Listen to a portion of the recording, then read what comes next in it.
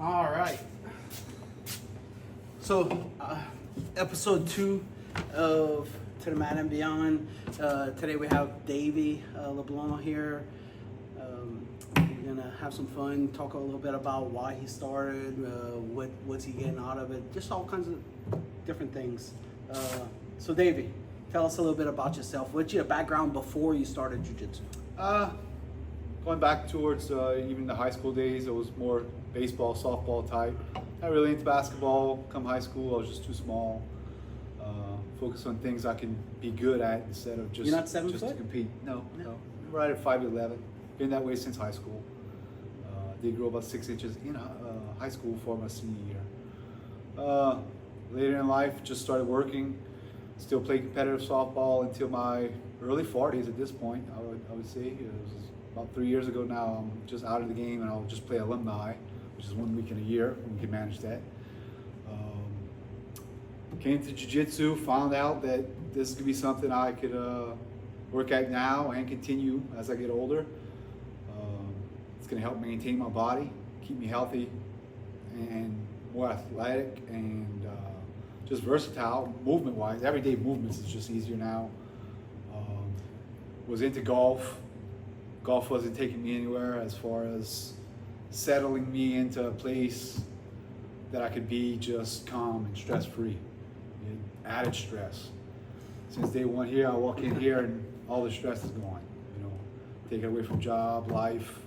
You just can come here, forget about it for a few hours, and go about your business. So a fun fact about Davy, he's now training Brazilian Jiu-Jitsu, but for years he actually lived in Brazil. Yep. Where did you live at in Brazil? So first 3 years we were in Rio de Janeiro, in the city of Niterói, right across the bay from the downtown Rio de Janeiro.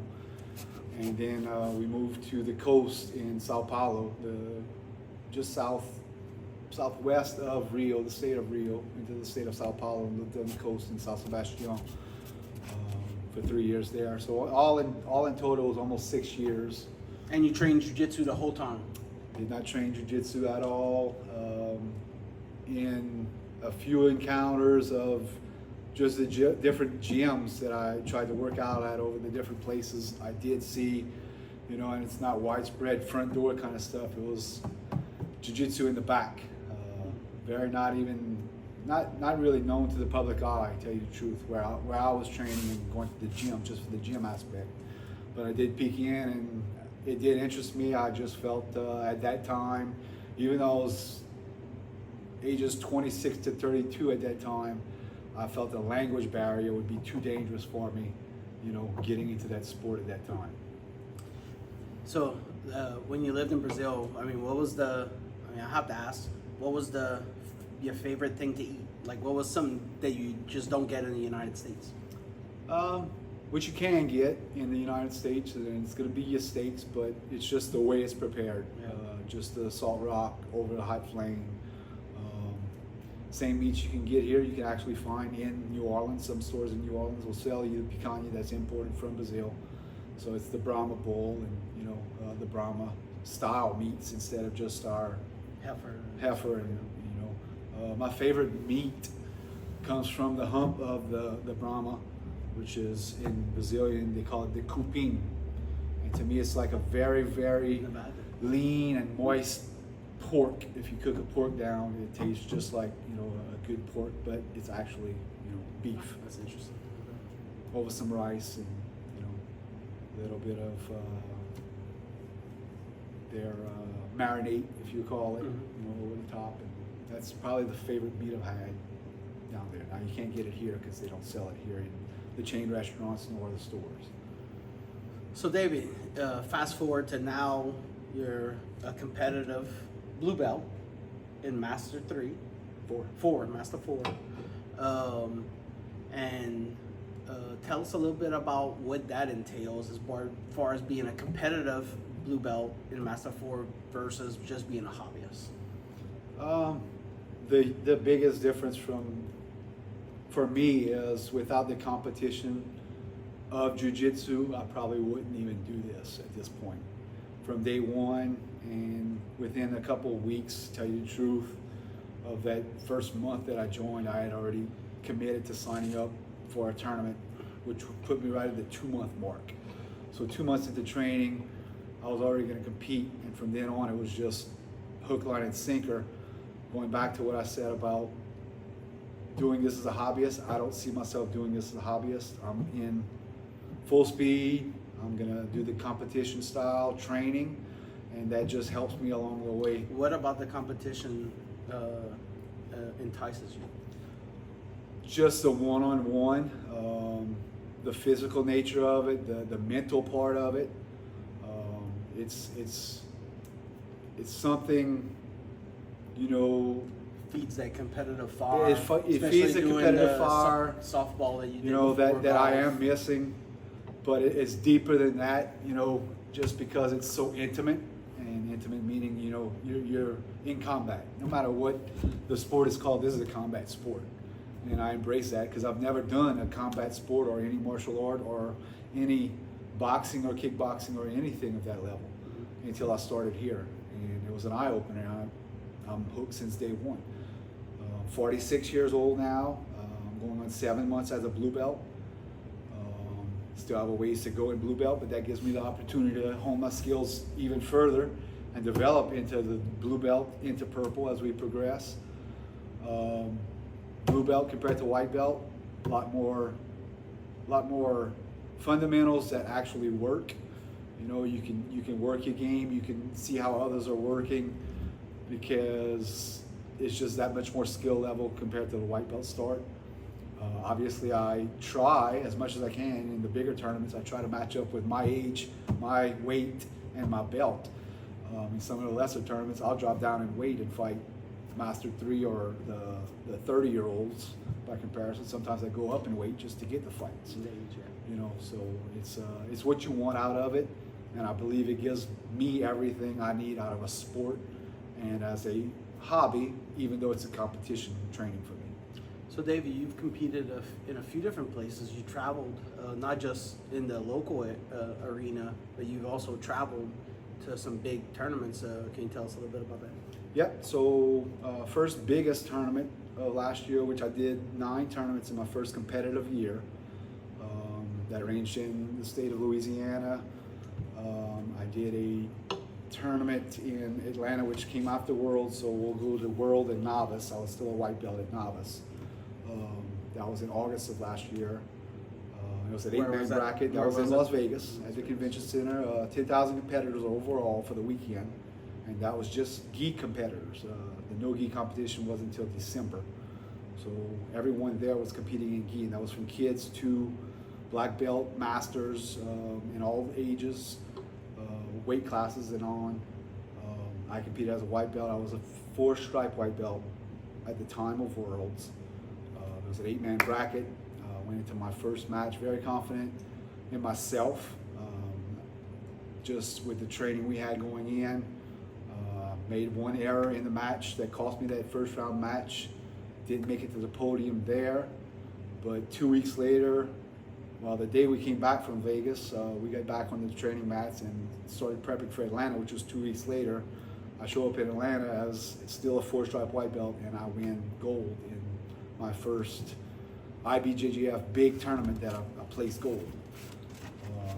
At that time, that's when Professor there, Josh, was on the side of me, and I went straight to blue belt at that moment right there.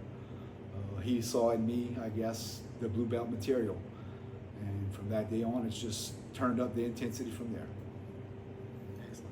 What would you say, if you could think of maybe a key things that helped you progress to where you are now compared to where you were when you first started? What's some key things that you may have done or you attribute to your progression? I'd say, you know, paying attention to the details, even the smallest details, going back to the fundamental details. Actually taking time, not just in your drills or actual live rolls, taking time to observe from an outside perspective, still on the mat, but observe how others can work and why some things can work and some things don't work. Just seeing it from that third person perspective on the outside, You know, you can learn so much more than when you're actually live rolling. I've also learned to control my thoughts, slow down my thinking, slow down my body is the biggest thing I feel at this point at blue belt career, 7 months into it. And I feel that's going to be my style. I want to get on the mat, I want to slow things down. That suits my game. What would you say is the hardest thing you've done or had to do in Jiu Jitsu?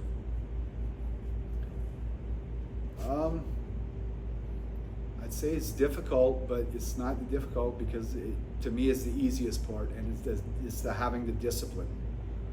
For a lot of people, that's the hardest part.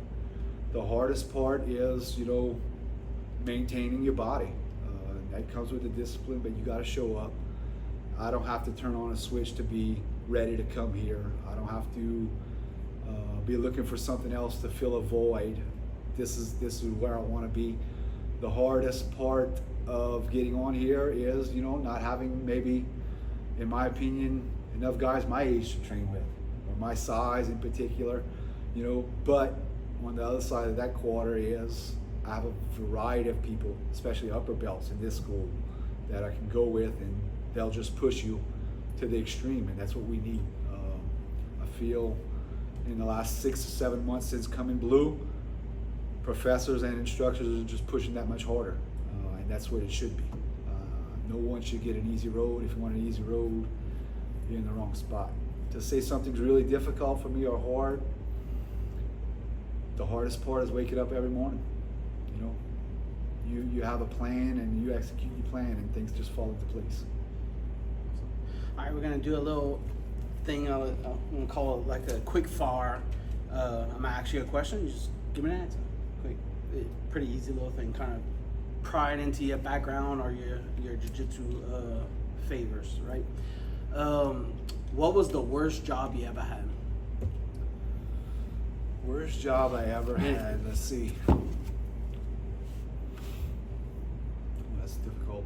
Now I've covered, you know, 3 substantial sized companies in my work career. Worst job would have to have been working this summer with creosote pilings in West Bay, Venice for a Plaisance dragline. In August heat, working 12-hour days when your coworkers turn you on to Marlboro Reds, because that's the thing to do when you're in the field and you can get a break if you're smoking. That was the hardest job by far.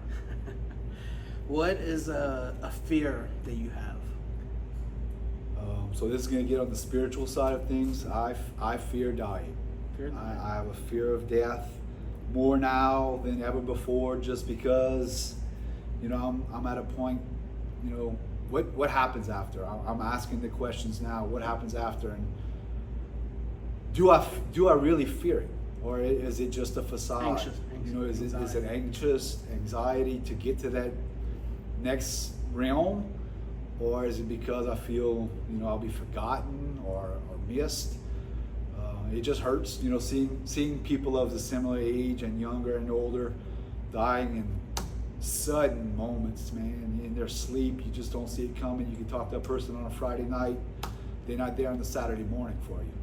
You know, so that's probably my biggest fear, just what's left of me once I'm gone. What is your guilty pleasure as far as food wise? Like, you know, I know you stay pretty healthy wise, healthy balance with your meals and everything like that. But what's something you're like, man, I just tear it up, and I shouldn't, but this is something that I love? It would just be any fast food type. Fast food? Yeah, I mean, it could be a burger from anywhere. You can't be anywhere. They're not all the same. Well, not all the same, but... So a burger from where? Burger King, McDonald's? Last time I had a McDonald's burger, In I and don't know. If you're on the road, I guess like a Muya or a Five Guys. Yeah. But Five Guys? the way I eat, Solid. you know, at most points right now, I couldn't finish a full-size burger at one of these places anyway, just because of my actual diet. Just 2 weekends ago, we went to Fogo de Chao on a Saturday night to celebrate my wife's birthday. I ate, but I stuffed myself, and that was no fun, you know. But it was there for a celebration. If you could have any superpower, like a superhero, what would it be? Immortality. Immortality. That way you don't have to worry about your fear anymore. You Get over the fear by just. be like a vampire? Could be. Yeah. Could be. I would embrace that life. What is your Mount Rushmore of Jiu Jitsu? We got four. 4. So, as I see it, these are the guys I train with the most. Our 4 black belts in house right here. These guys. Of all Jiu Jitsu. All Jiu Jitsu. I thought we were talking No. local content. So I don't study it as much as some of these other guys. I do pay attention. I did try to pay attention over the years. So, I mean, everybody's first was Hoist in UFC 1 and 2. So Hoist. You know, I did pay attention to some to Hickson. Hickson. Okay. More recently, I've turned on to Gordon Ryan, Gordon and Ryan. it's probably a toss-up between, you know, because I like to watch the women just as much because they're just so technical, and that would be Gabby. I mean, she's so steady, Hassan. you know, and Okay. I think the world can learn from all of these. Hey, it's your know. Mount Rushmore. Yeah. Yeah.